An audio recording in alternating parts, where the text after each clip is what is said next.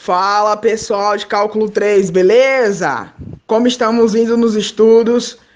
Espero que bem, né? Mais que bem, porque a maravilhosa tá brotando no rolê novamente. Então, na aula passada, eu falei para vocês o teorema de Fubini e respondi um exemplo. Na sala, né? A gente falou sobre massa e centro de massa e a gente começou a resolver as questões. Uma vez que vocês conseguem, né, fazer a integral tripla normalmente, vocês conseguem identificar a massa e resolver o centro de massa tranquilamente. Então, quem tiver com esse problema ainda de não entender como é que faz o cálculo de integrais triplas, favor me mandar uma mensagem e tal que a gente faz novamente. Hoje a gente vai falar sobre áreas de superfície, seção 1.4. Inicialmente, a gente precisa de quê, Tarsila? A gente precisa relembrar o produto vetorial. Como é que a gente calcula o produto vetorial entre dois vetores? A gente utiliza a regra de Sarri, também conhecida como regra de Sarros, né? Os alunos falam regra de Sarros para determinantes. Um exemplo prático disso. Dados dois vetores, o vetor U de coordenadas 1, 2 e 3 e V de coordenadas menos 3, 4 e 5, o exemplo pede para a gente determinar o produto vetorial entre eles e calcular o seu módulo. Então, o que a gente faz inicialmente? Na primeira linha, a gente coloca o vetor IJK. Por que esses vetores, professora? Porque eles são os vetores que geram o espaço vetorial R3. São esses vetores que geram o espaço vetorial. Então, a gente tem que colocar na primeira linha esses vetores. Depois, a gente tem que colocar quais vetores? O primeiro vetor, que é o vetor U, de coordenadas 1, 2 e 3. Na outra linha, a gente coloca o vetor V, de coordenadas menos 3, 4 e 5. Logo ao lado, a gente repete a primeira coluna e repete a segunda coluna. O que a gente faz agora? De acordo com a regra de Sarri, a gente multiplica a diagonal principal. Então, fica menos 5 vezes 2 vezes I, menos 10I. Menos 3 vezes 3 vezes J, menos 9J, mais 4 vezes 1 vezes K, mais 4K. Quando a gente vai fazer o processo inverso, né, que é multiplicar a diagonal secundária, a gente precisa fazer o quê? Trocar o sinal. Por isso que a gente coloca o sinalzinho de menos ali, ó. Menos 5 vezes 1 vezes J, menos 5J. 4 vezes 3 vezes I, 12i, menos 3 vezes 2 vezes k, menos 6k. Lembrando da regra do jogo de sinal, a gente tem que o produto cartesiano de UV é igual a menos 22i, menos 4j, mais 10k. Para a gente calcular o módulo, a gente tem que lembrar que a gente tem que fazer o quê? Extrair a raiz quadrada da soma do quadrado dos seus componentes. Ou seja, o que a gente achou? A gente vai fazer o que agora? O produto cartesiano de UV com a raiz quadrada. Certo? A gente vai colocar menos 22 ao quadrado, mais 4 ao quadrado, mais 10 ao quadrado. Certo, galera? Isso vai resultar em raiz de 600. Para esse exemplo, tá aqui o módulo calculado e o produto vetorial. Na página 47 do livro de vocês, tem outro exemplo resolvido com outros números para quem ainda não conseguiu compreender nesse exemplo que eu dei. Passado isso, a gente precisa agora relembrar o que é uma derivada parcial, né? A gente precisa lembrar que pelo conceito de derivada parcial, ela é obtida considerando-se apenas uma variável variando e a outra fixa. Ou seja, a derivada parcial de uma função z igual a f de xy em relação a x, ela considera apenas x como variável. Y é o que, Tarsila? Y se mantém como constante. Analogamente, a derivada parcial em relação a y, ela considera apenas y como variável. Ela mantém x como constante. Então, isso, se a gente fizer z igual a f de xy, a gente pode escrever que a derivada parcial de f a respeito de x é igual a derivada parcial de z a respeito de x, e a gente chama isso de f de x. e o x aqui como subíndice. Da mesma maneira, a gente pode fazer com y. E o que a gente tem?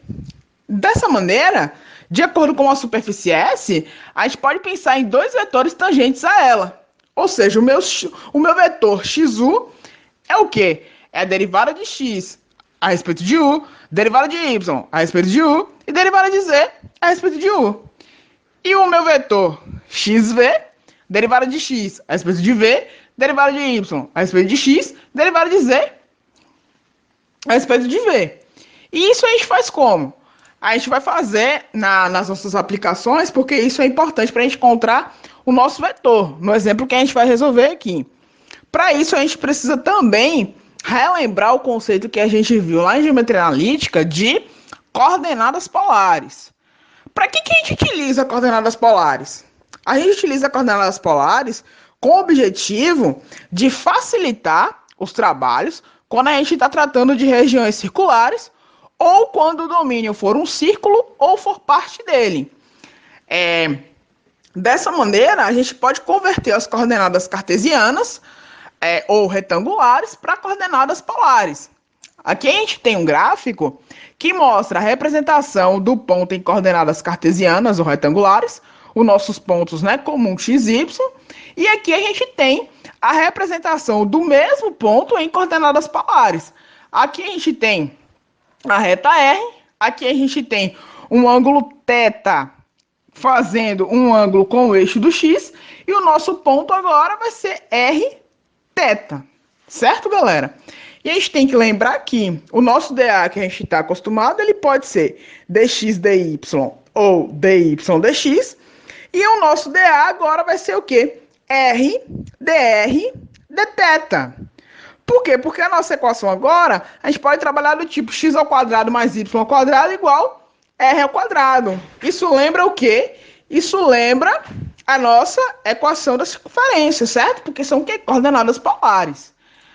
Aí o que a gente tem que se lembrar também? Do assunto chamado parametrização, galera. Parametrização, provavelmente vocês viram em geometria analítica.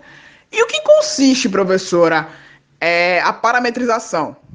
Quando a gente vai parametrizar uma superfície, a gente vai trabalhar com uma função de duas variáveis, né, para uma superfície em 3 dimensões. A gente pode dizer que se trata de uma aplicação que pega um objeto no plano bidimensional, como a gente conhece como plano R2, e ele joga para o espaço tridimensional, para o R3, fazendo com que esse objeto caracterize-se por uma superfície.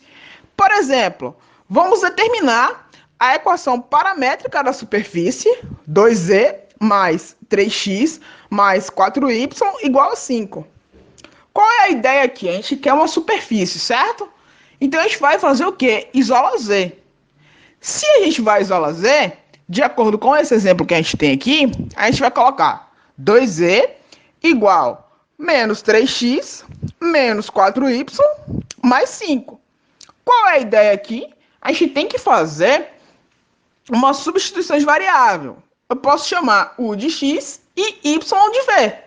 Então a gente vai ter que 2z é igual a menos 3u menos 4v mais 5. Isolando z, a gente tem que z é igual a menos 3u mais 4v mais 5 sobre 2. No que resulta em z igual a menos 3u mais 5 sobre 2. Esse menos 4v dividido por 2 dá menos 2v. Pronto. Representamos, né? A gente fez aqui uma representação paramétrica dessas superfícies, certo? Aí agora, a gente vai resolver um problema proposto no início da sessão, certo? Continuando com a reforma do Congresso Nacional, a última tarefa vai ser uma pintura nova em algumas regiões das cúpulas, o que requer conhecer a área para determinar o gasto com a tinta. Vale lembrar que ambas as cúpulas se assemelham com o quê? A um paraboloide. Aí aqui vem a chave da questão.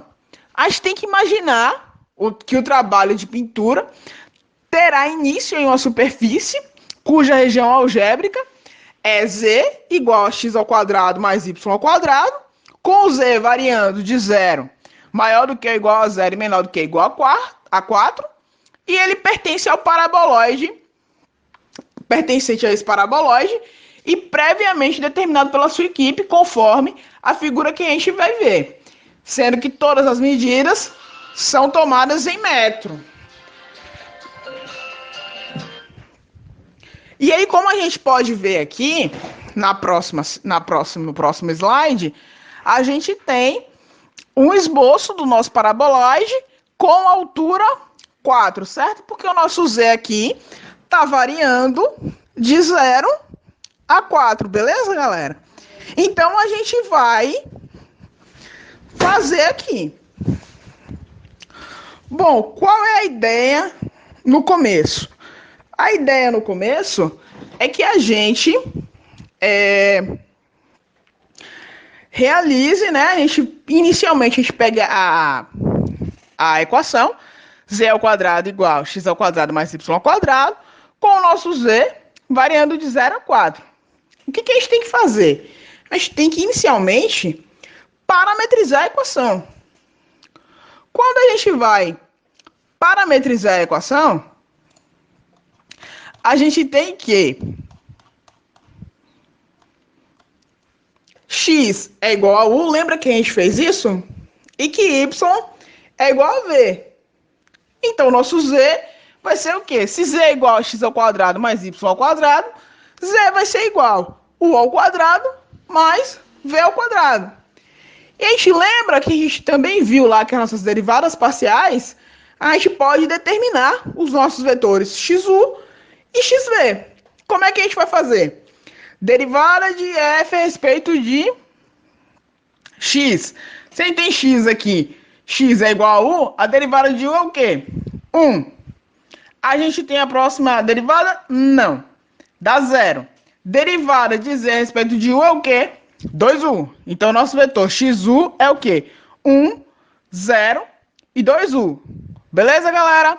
O nosso outro vetor, x de v, a derivada de u a respeito de... a derivada de y a respeito de u. A gente não tem, certo? É 0. A derivada de y a respeito de v é 1, porque y é igual a v. Então, a derivada de v é 1.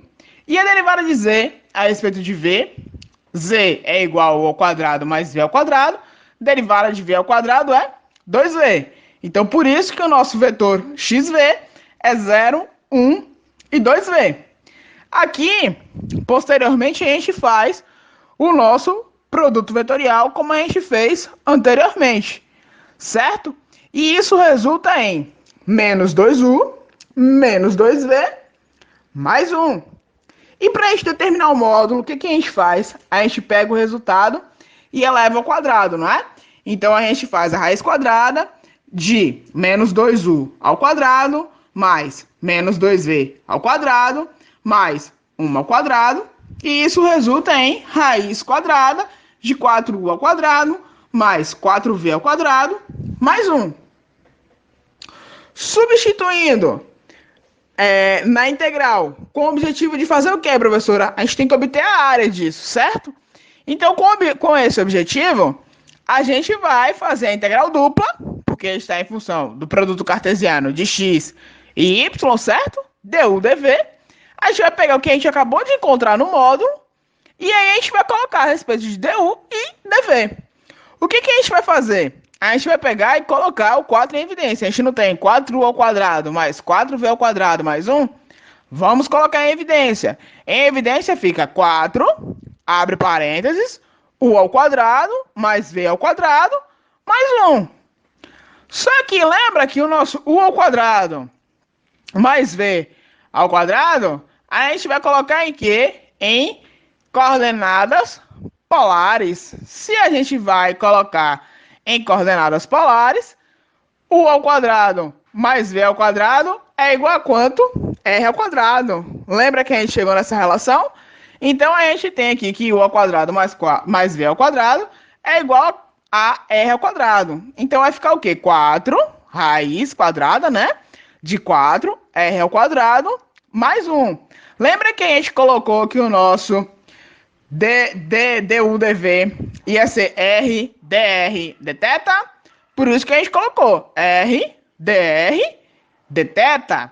E aí, a gente tem mais. A gente tem o nosso círculo, varia de quanto a quanto? De 0 a 2π. Certo?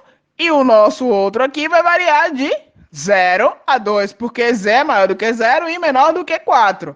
E aí, o que acontece? Raiz quadrada de 4 é quanto? 2. Então, de 0 até 2π e de 0 até 2.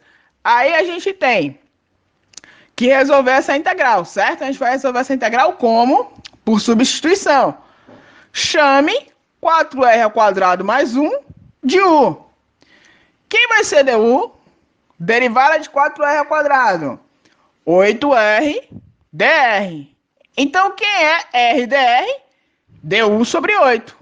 Certo? Então, aqui a gente vai somente separar as integrais, colocar o nosso 1 sobre 8 para fora da integral, porque é um escalar, e a gente vai fazer a integral de u elevado a meio. Quanto é u de elevado a meio? É u elevado a meio mais 1. E a gente copia o expoente na parte do denominador. Varia de quem até quem? De 0 até 2. Então, isso vai ser o quê? Vai ser u elevado a 3 sobre 2, dividido por 3 sobre 2. Que aí a gente vai colocar onde? Na raiz. E quem é u, Tarsila? U a gente chamou anteriormente de 4r ao quadrado. Lembra? 4r ao quadrado mais 1? Então, a gente colocou aí. De 0, variando de 0 até 2. Certo? Então, substituindo, a gente vai ter 1 sobre 8. Integral variando de 0 até 2π dθ. De 2 vezes raiz quadrada de 17 ao cubo menos 1 sobre 3. Isso é igual a 2 vezes raiz quadrada de 17 elevado a 3 menos 1, dividido por 24. Por que esse 24, Tarsila? Lembra do 1/8 que está fora? É 3 vezes 8, que dá 24. Daí a gente segue. Integral de 0 a 2π de dθ, certo? Só que a integral de 0 a 2π de dθ é θ. Mas θ varia de quanto a quanto? De 0 até 2π. Então, a gente coloca o 2π ali, certo? E isso fica igual a raiz quadrada de 17 ao cubo menos 1, dividido por 6. E a gente não pode esquecer do π, tá, galera? 2π ali, lembra? Fica apenas π. Aí, dessa forma, a gente resolveu a questão. Vocês podem deixar do jeito que tá, certo? Raiz quadrada de 17 ao cubo menos 1 sobre 6 π, ou raiz quadrada, né? De 17 menos 1 vezes 17 aqui, sobre 6, vezes o π, que a gente tem que multiplicar isso no final, porque a questão pede com 0,09, lembra? Isso é aproximadamente 3,25 litros. Beleza, galera? Olha, veja só. Essa questão, essa explicação, a gente tem que lembrar de integrais por substituição e a gente tem que fazer as substituições de maneira correta. Se vocês estiverem com alguma dúvida em algum passo e tudo mais, sinalizem para mim em vermelho e me mandem por e-mail, tá? Porque aí eu abri o máximo que eu pude nas minhas explicações as contas aqui. Eu espero que tenha ficado legível. Vou passar para vocês aqui um exercício para vocês fazerem, certo? Para ver se realmente está claro o que eu acabei de explicar. Ok? Valeu, obrigada.